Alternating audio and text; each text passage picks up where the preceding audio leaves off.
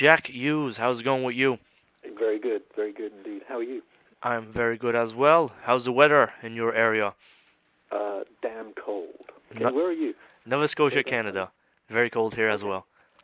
Okay, so yeah, it would be very cold up So, Jack Hughes, Wang Chung's got a new album coming out very soon. Yeah. Yeah. Tell me a little bit about this and where you came out with the idea to release this. there. Yeah. Well, Nick and I basically didn't really do anything much between about 1990 and 2005, something like that, I suppose. We got back together through being asked to do this slightly crazy TV show called Hit Me Baby One More Time. And we did the format of that show was to do a cover of a contemporary song and then to play your hit, or one of your hits in our case. And anyway, we did a cover of Nelly's Hot in Here, and which was sort of unusual choice, but it was fun to do, and we enjoyed it. And it sort of got us thinking about doing some more work together as Wang Chung. And so we eventually sort of picked up a couple of tours that we did in 2009, 2010. And going along with that was the idea of using some of the material that we've been working on over the years to create this new album. So we sort of worked on that as well. So the album is a sort of a fairly eclectic mix of different songs written over, I suppose, in my case, some of it goes right back to the sort of mid-90s, but all of it has been sort of recorded in the last 3 or 4 years. And we worked on it, not intensely, but as you can do these days, just sort of on and off. And, yeah, we just wanted to get it out there in the world, and you can do that these days, so we're doing it. And I'm sure, Jack, when you look at the recording processes now compared to your beginning in 82, I think it would be, or something like that, it's changed a lot, right? Hugely, yeah. Now, is it a Back good then- way that it changed? Well, everything has its good side and its not so good side, I think I've said somewhere else, the great thing about recording now is that everybody can do it. And the bad thing about recording now is that everybody can do it. That's true. So, it's very true, yeah.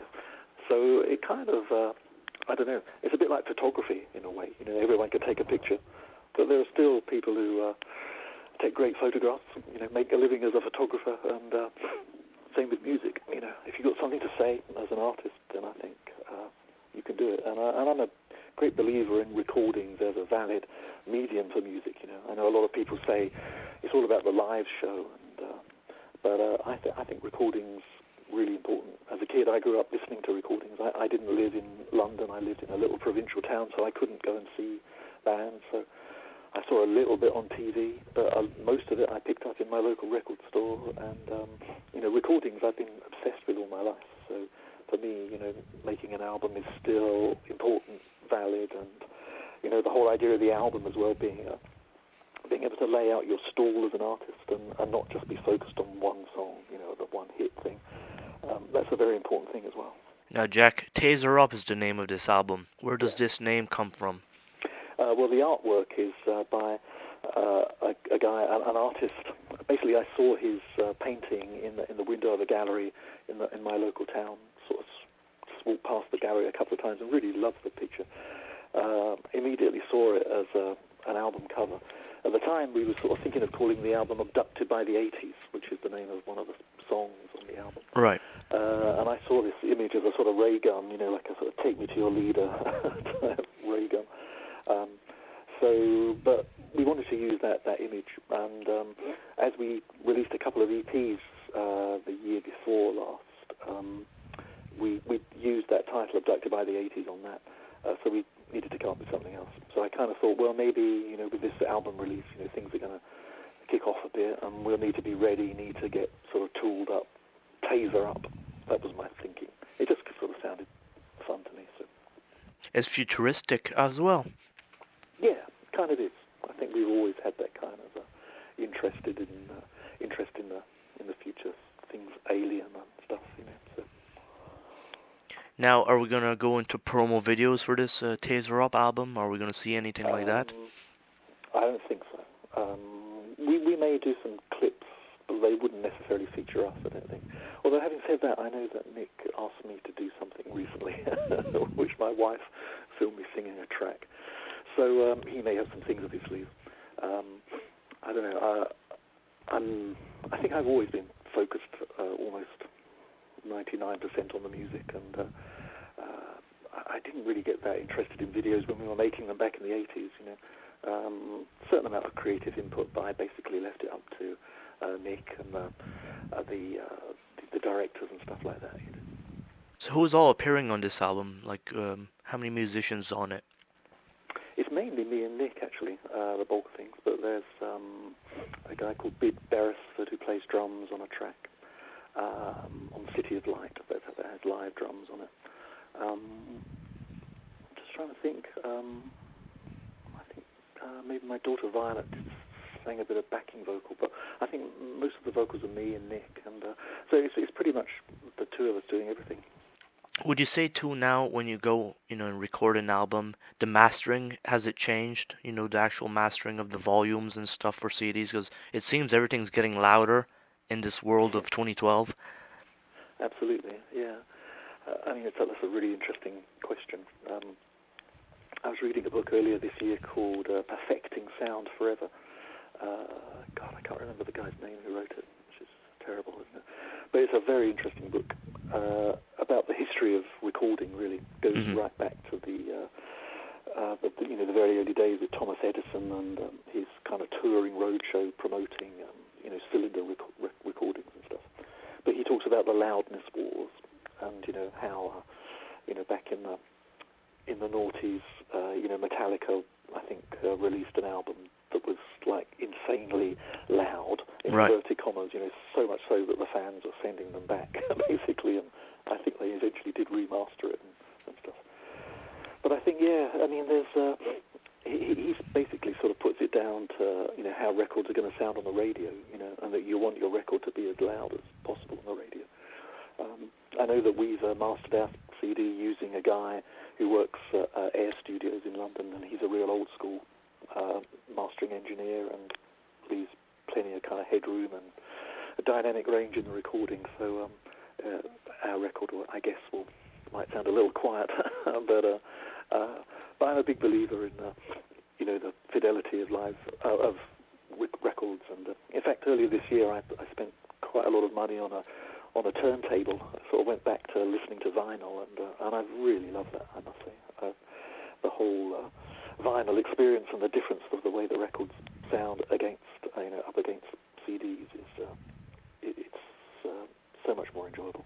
I play vinyl as well. Would you say that, somebody 12 years old to 16 that will never know what a vinyl, a turntable is, they'll never get that experience of what it should sound like? Exactly, yeah. No, I mean, they recently released the first 8 Bob Dylan albums, the mono versions of them, and I got those on vinyl, and I've got the Beatles albums, the remastered vinyl editions of those there.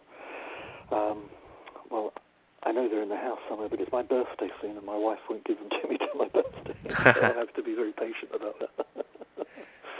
So, but no, I kind of just totally fascinated by all that, and I really recommend that book, actually, Perfecting Sound Forever. It's a really interesting survey of all of that stuff, and there's a bit where he sort of like goes to this guy who writes like a sort of audio page in one of the hi-fi magazines, and they listen to some music on the most expensive turntable money can buy, and this amazing kind of 2 mono block amps into a big speaker system and stuff, and they listen to the same recordings on CD and vinyl, and he's sort of talking about his experiences with all that, and really very interesting.